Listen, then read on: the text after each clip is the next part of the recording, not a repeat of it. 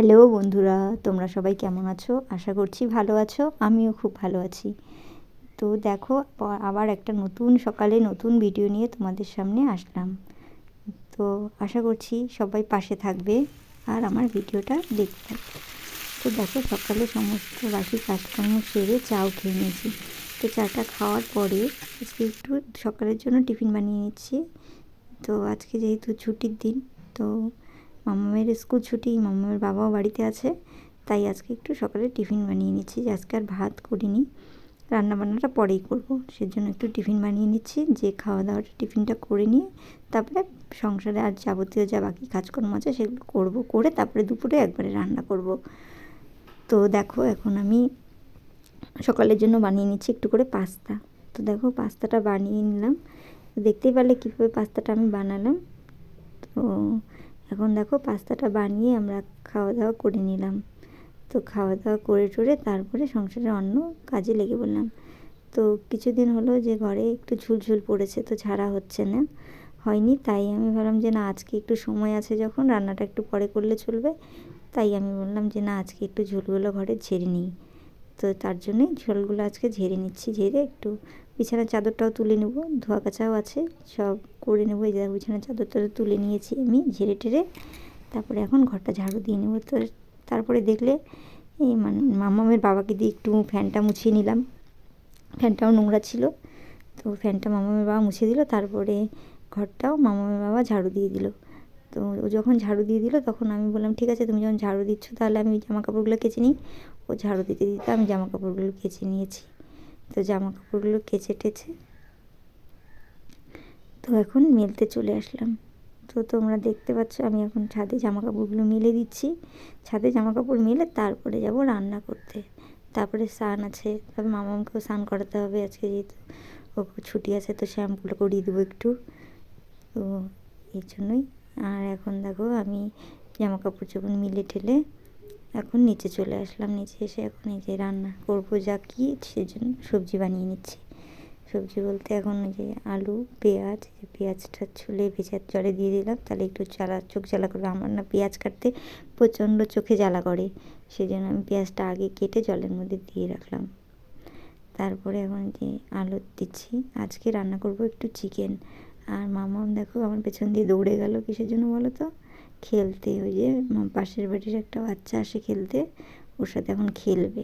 তাই আমি বললাম ওরা খেলুক, যতক্ষণ আমার রান্না হয় ততক্ষণ ওরা খেলে নিক, তারপরে মামাকে মাথায় শ্যাম্পু করে দেবো, তারপরে স্নান করে নেবে। এই ফাঁকে আমি আমার কাজগুলো করে নিই। তো দেখো, এখন আমি সবজিগুলো গুছিয়ে নিচ্ছি। আগে পেঁয়াজ কেটে নিচ্ছি, আর হচ্ছে আদা রসুন এসব ছাড়িয়ে নিচ্ছি। তারপরে মশলা করে রান্নাটা করব। তো চিকেনটা আমি বেছে ধুয়ে রেখে দিয়েছি। তারপরে এখন যে রসুনগুলো ছুলে নিচ্ছি, রসুনের চোকলাগুলো ছাড়িয়ে নিচ্ছি। ওখানে চোকলাগুলো ছাড়ানো হয়ে গেলে তারপরে আমি মশলা করে নেব। তো আজকে দেখো, আমি শিলনোড়াতেই মশলা করছি। শিলনোড়াতে মশলা করলে না সবজিটা ভালো হয়। হ্যাঁ, মিক্সচারেও ভালো হয়, কেন হবে না, কিন্তু মিক্সচারের থেকে মনে হয় শিলনোড়াতে করে নিলেই মশলাটা বেশি ভালো লাগে। তো দেখো বন্ধুরা, আমি আজকে রান্না করলাম ডাল, চিকেন, আর হচ্ছে ভাত। এই ভাতটা হয়ে গেছে, আর খাওয়ার সময় একটু পাঁপড় ভেজে নেব, তাহলেই হয়ে যাবে। তারপরে দেখো সমস্ত কিছু রান্নাবান্না সেরে নিয়ে, তারপরে দেখো গ্যাস ট্যাসগুলো ওভেন টোভেন মুছে নিয়ে যা যাবতীয় এখানে বাসন টাসন ছিল দেখতে পাচ্ছিলে, সব কলপারে রেখে এসে আগে এ ঘরটাকে ক্লিন করে নিচ্ছি। ওই ঘরটা তো সকালেই মুছে নিয়েছি, ঘরে যখন ঝাড়ু টাড়ু দিয়েছিল, সেটা আর তোমাদের সামনে দেখাইনি, ওটা অফ ক্যামেরায় করে নিয়েছিলাম।